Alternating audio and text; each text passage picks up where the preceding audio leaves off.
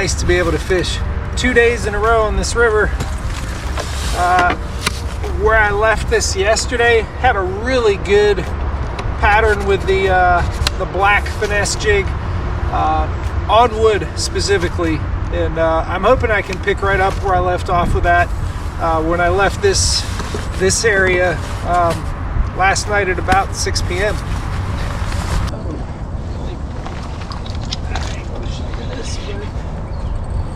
That's a good fish right off the bat. On the wood. I'm gonna say right where I left him, but you know, this is not where I ended the day. But it was a good place to start it. Same jig. You can see the wood down there. And there's a big boy. Look at that. Good start to the day. Beautiful. All right, so it's almost like yesterday was a pre-fishing day, and I already got an 18.5 on the board, like third cast. Find the wood, put the jig on it, and just wait for it to happen. Just happen. I wonder if there's others on that big old tree chunk sitting right there. Let's take a look. Actually, let's let this guy go and then we'll take a look.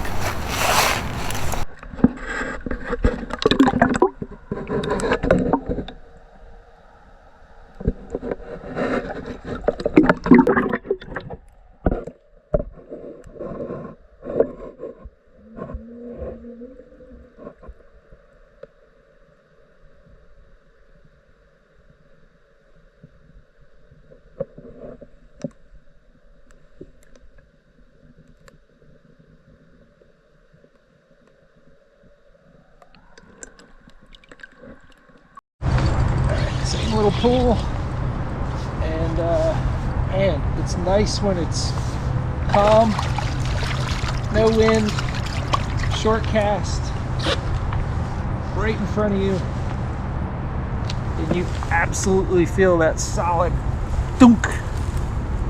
Oh, it was beautiful. Nice little 14-incher maybe. Yep, jig's doing work. So both of those fish, first two fish, came on longer pauses. I'm gonna make a cast here and let it out there. I feel it kind of pendulum swinging down to the bottom. You want to move it just to scratch the bottom to know, hey, am I on leaf? Am I on gravel? Am I in chunk rock, bedrock? What is the bottom substrate out there? It's gathering information when I slowly move it. But if I know I'm in the right spot, especially if I'm next to that log and I know it's there, and that was the case with both of those, then I stop moving it. If I like what I feel by dragging the jig, I stop dragging the jig. So a lot of people are going to ask, how long do you let it sit once you stop dragging the jig? If your starting point is, I don't know, how long does it take for them to find it? Because if they do find it, they are going to eat it. This jig works. The bat wings works. I have a little bit of round rubber in there, some silicone skirt, and a little bit of black bucktail. So it's got a lot of different things moving when the fish rushes up on it from the push of water coming off their body when they get in close to inspect it. All those things are going to be moving a different sort of way, and it sells it. They believe it's real because, like, the crayfish antenna moves slowly, their legs move slowly, but they're always sort of moving. In cold water, they move really slow, but they are moving. So, you know, this is a hurdle a lot of people never make, especially with winter fishing, in just having faith with that you've set a trap instead of enticing a bite. Set a trap instead of enticing a bite. If you constantly have to keep moving it, I gotta tell you, go out in cold weather, find a crayfish on the bottom, put him in shallow water, and stare at him for 5 minutes, see how much he moves. That should be your jig's motion once you have it in the right spot. But it starts with dragging the bottom to kind of scratch at it and feel. Because if you let this sit on top of leaves for, for 5-10 minutes, it's never going to be found. You want a hard bottom, and then you want to leave it alone.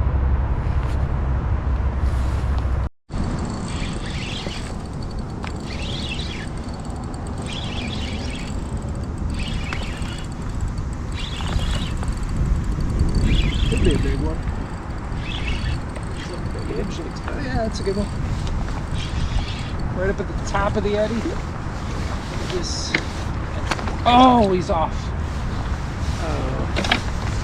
Yeah, he was at least 17. Oh, I can't believe I lost that guy. Same eddy that I've caught the others, but he was right up at the top of the sort of grass bed. If you look to the left, there's actually a creek that comes in here. That can be your high water refuge when this does flood. They can also jump up on the, in this river bottom. But that creek mouth right there is a high water refuge. So this is probably a good wintering area.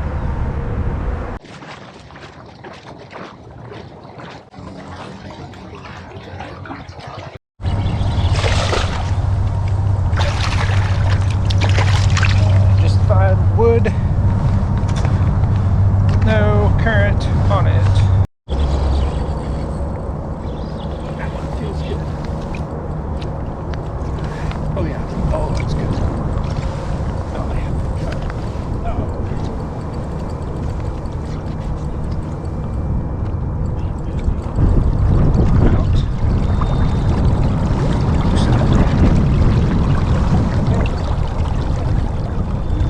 From things you can get caught on, like logs and such. Okay.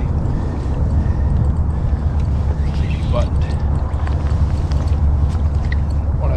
I can bend out that fine wire hook. I think that has happened on a few fish yesterday and certainly one this morning.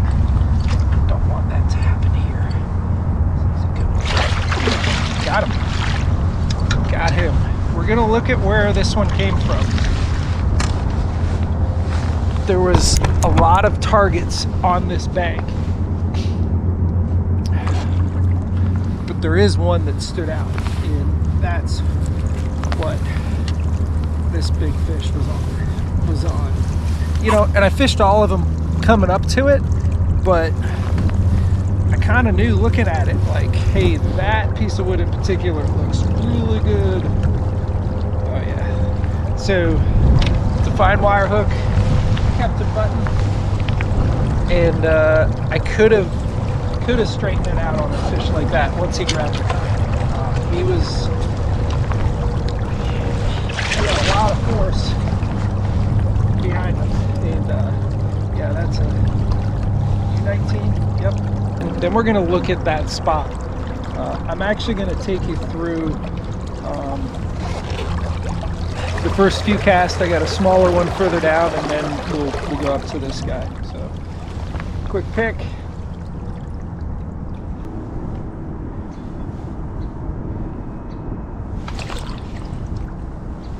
There he goes.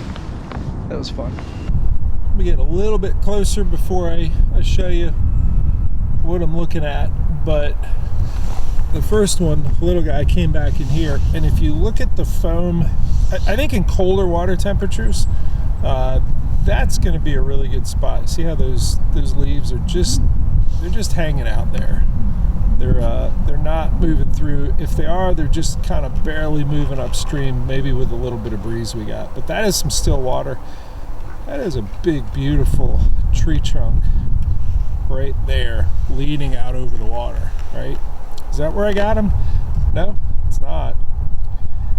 It is November, not December. I think that there's going to be big fish in this area in December. There was just a small one back there. But as we move up, this starts to get more interesting.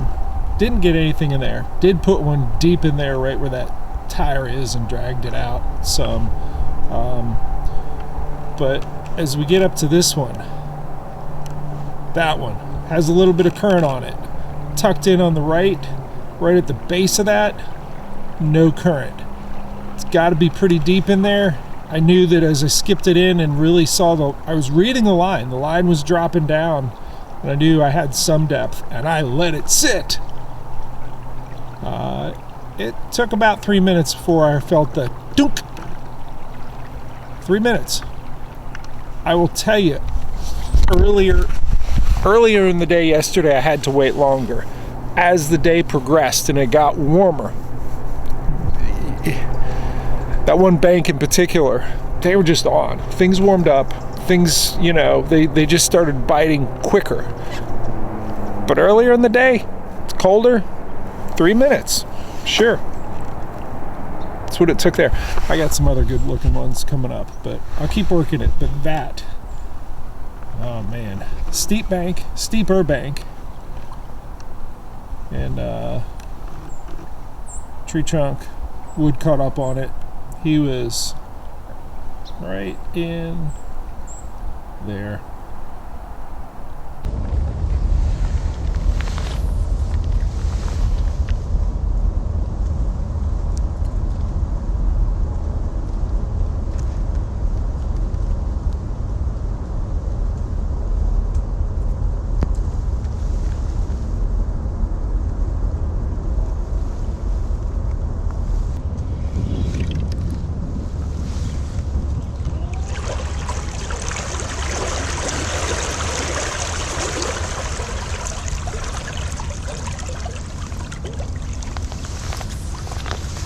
So that in tight look at that particular log looked perfect, but what it was missing is a connection to somewhere that they're going to winter. There could have been a fish there for sure here in November, but there's not going to be great concentrations of them on stuff like that, because you look at the area. I'm actually, let's look at, and I'm not that far above it. Yeah, that's my depth. Where I've caught them before, on stuff like that, I can stick most of the length of the paddle down, if not more. So, you don't totally know that until you slow down and fish it. I probably should have a depth finder on to sample this stuff, but I can see the bottom here. I have another example of good looking wood there that it's hard not to cast at. If it was spring, yeah, I think there'd be a fish there. Being that it's November and there's no greater big deep area or huge current break that's caused by the gravel deposit at the mouth of a creek or just braided islands with steep banks or anything else. There's nothing right around here slowing down the current. Great looking piece of wood back there.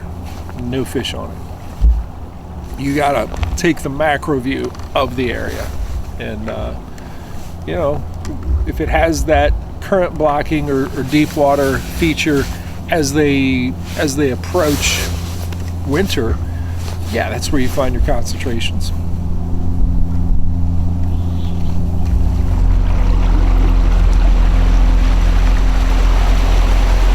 So I tend to start recording when things are, there's examples of success that I can show you.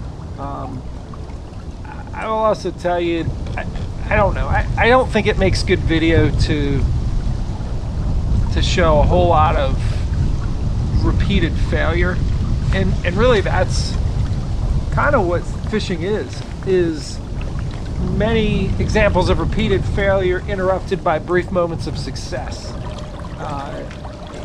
This all looked really good. I had to try it, but I think it has too much current. I think there's too much. I mean, there's pockets where there's no current right on the bank, but you gotta sample, and sampling is part of developing a pattern. I have a pattern. I really just need to put it on wood, but there's a lot of wood, and what makes one example of it good and one of it you know, one other example, there's no fish on it, is I don't know, that's the figuring it out. And I think the figuring it out is finding these concentrations of fish that have a macro feature that they're going to want to be near in winter. That's just not everywhere, and I think there's just too much current here. All of that looked really good if you're only looking in close to that. There's no big current break feature that slows down a lot of water. It's still pretty shallow through here, so I don't know. I just thought I'd show you some failure to understand that, yeah, there's a lot of that I'm not showing you that leads to finding the successful areas. So I am near that spot yesterday where I caught all those fish in one area. And I'll go back there, catch a couple. I really don't need to spend much time there because I know it's good. But my purpose is to find other areas adjacent to that that may also have good winter water, good winter habitat for these fish. And I'm a little bit above it in a little split in between two islands, and you know, you got to sample around it, because in winter what you want to do is you want to make a milk run of like 2, maybe 3 spots in a day that you know, yes, there are good concentrations of fish in this area.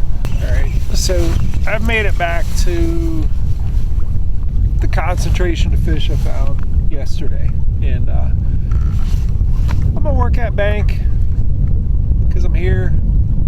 I don't need to beat up on it that much, but I just want to, I don't know, I want to catch a few, but I want to move on from it pretty quickly, and really figure out what are some secondary areas around here, because I found this area. I don't know that it's going to be that particular bank where they go in winter. They're near it. They're near where they're going to winter.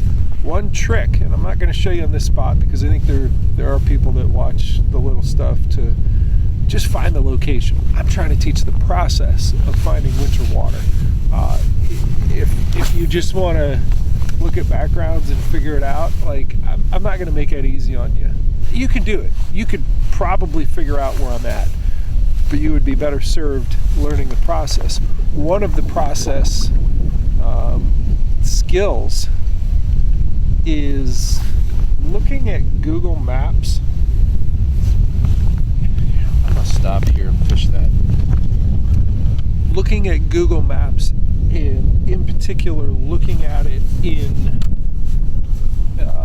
summer low conditions. I'm actually in a pretty shallow spot, but I looked at it last night, and I can tell that this is one big shallow flat here that grows grass in the summer, shallow grass. There's another area right above it that is out of water, but in that same image of low conditions, there's a spot right there that is dark because it is deep, and I'm thinking that's where all these fish are on that bank are going to go right there. So look at Google Maps, look at it in low conditions, and you're going to see the deep water.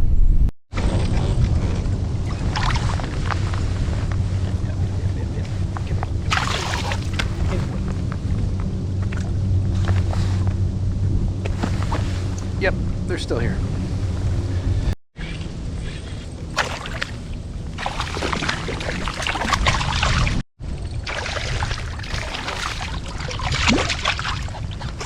All right, those fish are definitely still there, and it's time to move on. I think, at least in terms of that specific bank, maybe they are on that bank in winter. There's good current rolling through there, but right on the bank, it's fairly steep. Then there's wood on it, and then it's not even that deep. It's probably 5 feet right on that bank. It's not this massive, you know, pit or anything. I don't know. It's a starting point. Coming back here, December, January. Time to go find another stop on the winter fishing milk run. It's part of why, you know, I came back here instead of coming back to, or just using a different launch, different section of river. Ideally, you want to find multiple places in one area that you can go to in winter. Fish one, you know, in the morning, hit another one midday, and then end the day at one that's hopefully close to your launch point.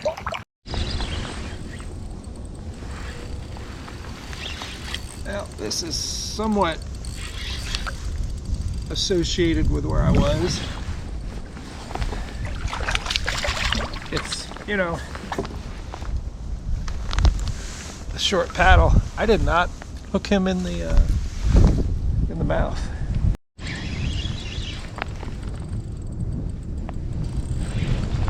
Tail of an island. Nice eddy. Yeah, big fish. Yep.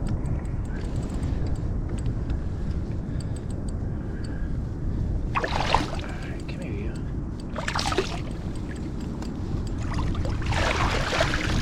You're heavy. You have not missed a meal.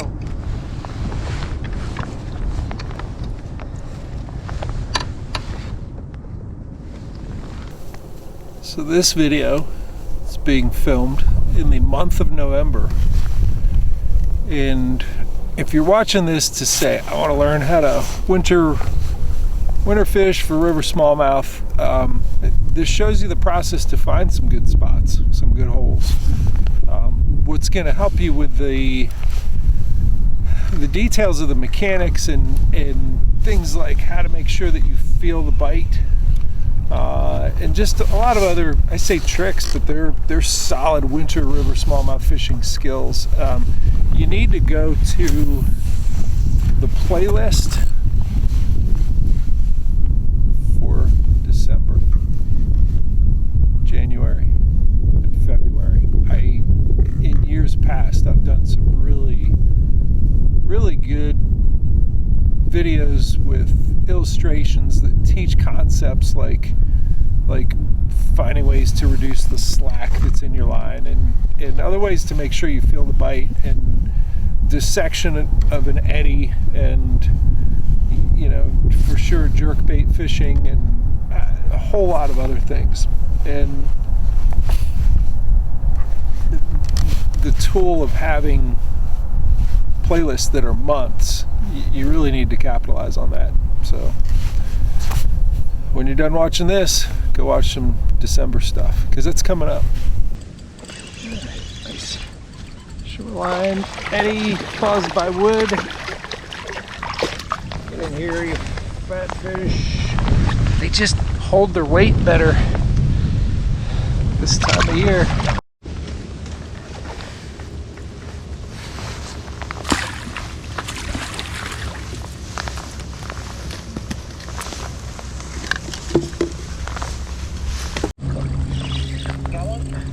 Yeah, I got one.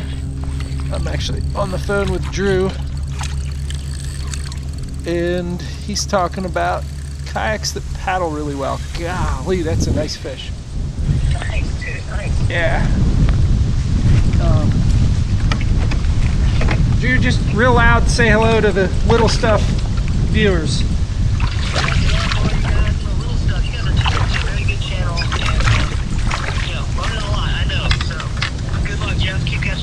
Yeah, I will. Alright, I'm gonna show this one to the camera. We'll get back to our conversation. Look at that eddy. Look at that, like, so it's a steeper bank. You got that log jam up there basically blocking the current. And this guy was sitting right in here where these leaves are just sitting still. get him back in. Yeah. Yeah, I think I found a good area here, bud. This is kind of what we've been doing is looking for concentrations of fish as we go into winter. And there's been, I think, 3 of them right here. Boom, boom, boom. And they do group up in good concentrations in November when they get close to their winter holes. So I've caught 3 nice ones. I found a spot yesterday where, I mean, in one little bank I caught 30 of them, in some 19s in the mix, but like all sizes. And that all sizes thing doesn't really always happen throughout the season, but as you get close to the winter, that happens. So yeah, I told you I'm on them. Well, I wish you luck at the Hobie Tournament of Champions. I know that you're gonna have to paddle some distance to get to where you need to be. Yeah, it's gonna be a grind for sure. Yep. If you look at the fall numbers on that lake, it's look at the Bassmaster Big Series that was on that lake, 2020. I mean, it is literally, you get 5 a day, you're in the top 10. Really? Oh yeah, you'll be in the top 10 every day. Oh, got a camo croc. Nice.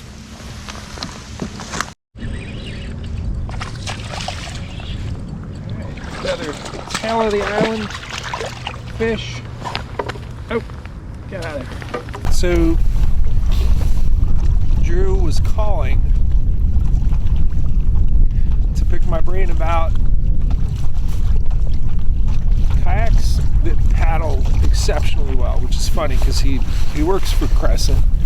They have boats that do paddle well, but I think he's looking for an extra edge in that tournament, which doesn't allow motors, and he's gonna paddle really hard to get to where he needs to be on that. And I don't know, I think he's looking at a touring kayak for fishing that tournament. He may rent one. I actually offered him one of my Thresher 155s. I think if he lived closer, he'd just grab one of them. But yeah, that's gonna be interesting. A touring kayak, maybe in the Hobie Tournament of Champions, mostly because the designated launches are fewer and far between, and he wants to figure out a way to make that work so he can make his long run up into some creeks. That's what he does. Isn't always what he does, but it's what he does. So that area was interesting. I caught him on that bank right there near the end of the island, similar to what's over there. Some really good looking water on the other side of the island, and as soon as I came around, I heard a jet boat fire up and come zooming out of there, and I knew he had been sitting there the whole time. I was on this side catching him, he was on the other. I assume catching him because I went in there and found some really primo looking eddies with the steep banks and the wood, and caught like one or two small ones. It really looks good there. But that whole region is certainly warrants coming back here in the winter and checking it out. I just think he had probably been in there for hours whacking them. So I'm gonna move up on some other islands out here and see what other areas I can find concentrations of. But I think that's one of them. So I am gonna come back to acknowledge that I've just had about an hour, maybe a little bit more than an hour, of catching nothing. And that's kind of what you get when these fish in numbers are concentrating on certain areas. There will be big areas that don't have a lot. I don't say any, because I know there's fish here. I'm just looking for those areas that have concentrations, that have a lot of fish.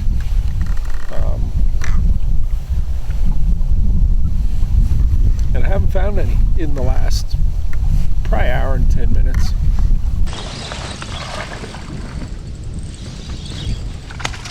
Oh, that's a big one. That's a big name. Oh, that's a very big one. You can see where he was. Yeah? Huh. Is the jig out? The jig is out. Shoo. Okay, so I went through a lot of fairly shallow, skinny water and moved through it quickly. This was the first time I saw steeper bank, bigger wood, and then the leaves. The leaves are just sitting there, and yeah, that paid off. All right, good solid 18.5 incher in. It's a little bit of run and gun, a little bit of like, you know, didn't see a lot of what I liked, saw a lot of shallow water, and then came across a spot with one deep bank. We'll go ahead and get him back in. See you, guy. God, what a kadunk. Big fish. You know, one good example of log. It's shallow again right there. So I think in some respects you can't just say, hey, this is the only type of bank they're on. I found some good banks that have concentrations of fish. Sometimes you pick them off, one here, one there. That was kind of the case with the 18 3/4 earlier in the day. It was that the head of that island was good for one. So whatever, they're all good for eating this jig. So we'll keep throwing it at wood. So I hope you can see that. It's all like a foot deep, and there's been a lot of shallow water, but that one fish was over here. We're gonna kind of zoom in and take a closer look at, I don't know, I'm gonna keep fishing it, but you know, somewhat steeper bank. That's what caught my attention. I fished along here, and then I knew, ooh, gotta get a cast right up in there, and I did. I got it deep in there. It wasn't until I dragged it a little bit and then let it sit underneath this big tree trunk here. So leaves are sitting still. Current's moving fast, shallow. I don't know. Is he gonna winter there? If he does, it's probably just him. Yeah, I've absolutely fished all of the likely looking targets in the vicinity of where that 18.5 came from, and nothing. Sometimes they're just isolated.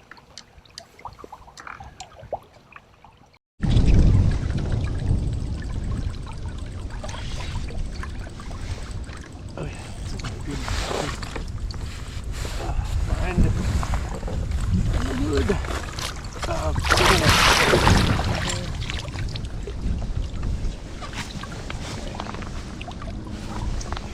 Just near the head of an island. I really had to skip this jig way up in there. Got a bucket I can put all my other trash I found, like my camo crock and all these bottles.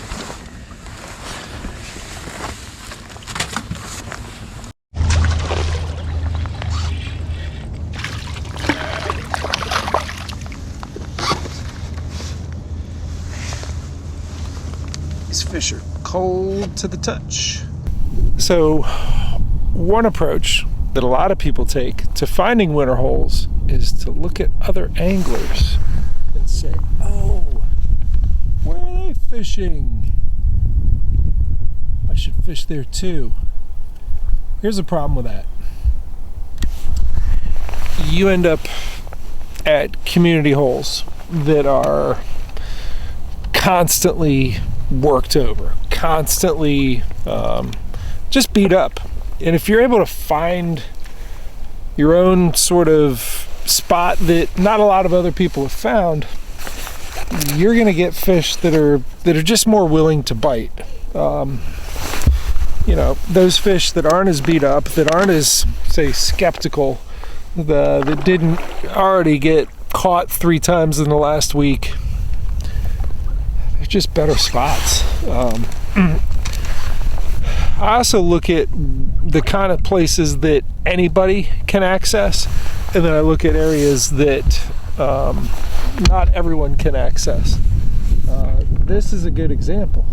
Nice looking wood, deep water.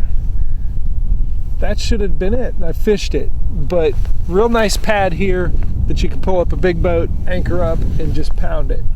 Whereas where I got that 18.5, where I got that other one that I just barely skipped a cast underneath there, they're kind of areas that, like, you need some skills. You need some boat handling skills. You probably need to be in a smaller boat like the Kayak with the Torpedo, and I don't think I could have done it with paddles. But think of areas, look at areas and say, can anybody fish that? Then everyone probably fishes that. Same goes for the community holes. And I'm not saying I never hit community holes. I absolutely do. But it's not a steady diet of it, especially in winter, because, if anyone can fish it, everyone probably does fish it. Oh, I see another bucket. Yeah, let's get a bucket.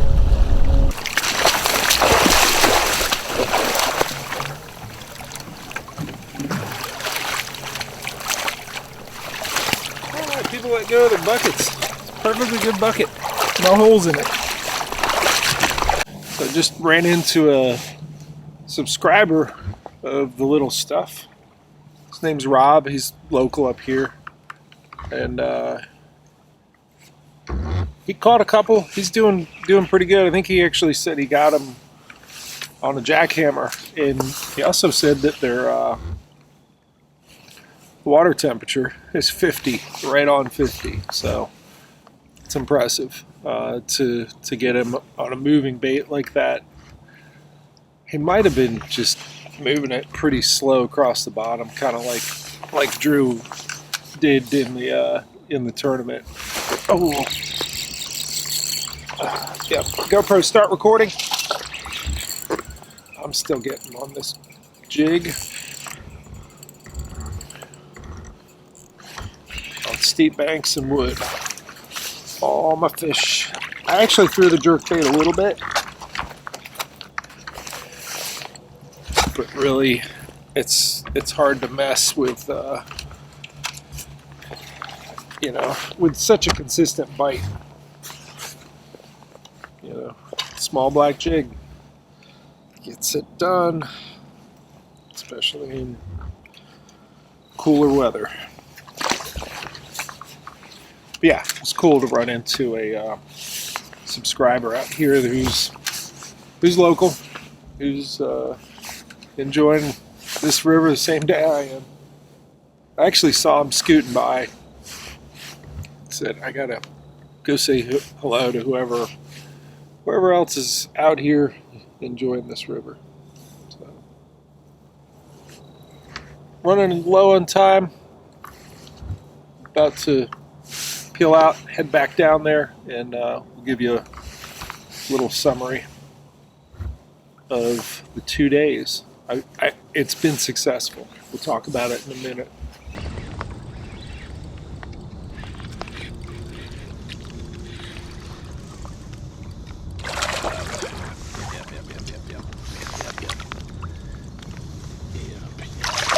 In here.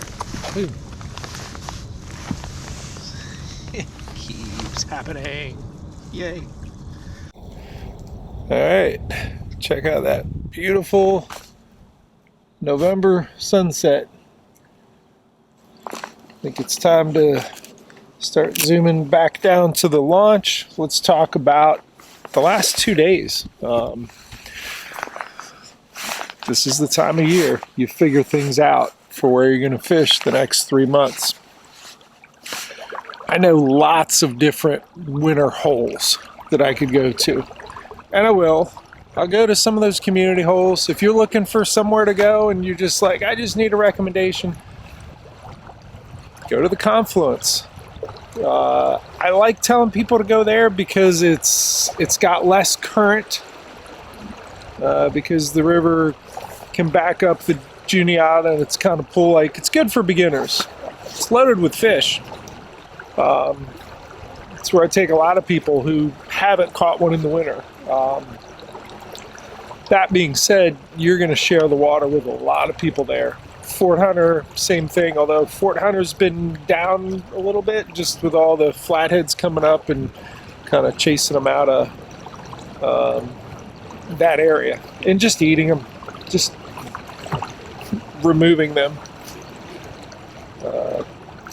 But the 2 days here are on a section of water that I had never really winter fished. I've winter fished a good bit below this and some above it. And every year I like to try and like unlock new winter water. In this section, yeah, I've been on in spring through early fall. I've not done late fall here. In out of everything that I've fished, there's 3 spots that I know that I feel confident that I can go back to in a month, in 2 months, all the way through like mid to like the 3rd week of March, and really feel confident. Hey, I'm gonna catch fish there because there's a lot of fish in this one area. For sure, there's some fish that are just going to be lone wolf, or maybe 3 or 4 here or there, and that has happened quite a bit with the flatheads moving further and further north. They get pushed out of the primo super deep, like hundreds of fish in one area holes. It scatters them. It also makes them have to eat a little bit more because they're areas that have a little bit more current than those super deep holes. Anyways, I've found 3 that I feel good about, and while the water temperature is apparently 50 and they bite a little bit more readily in 50 than 35, you find those concentrations. The pattern for sure, I mean, the first day, I got the one at the top of the eddy. I broke it down going, the lower end, the middle, and then the top of the eddy. But really what was important there, more than the top of the eddy, was that there's wood.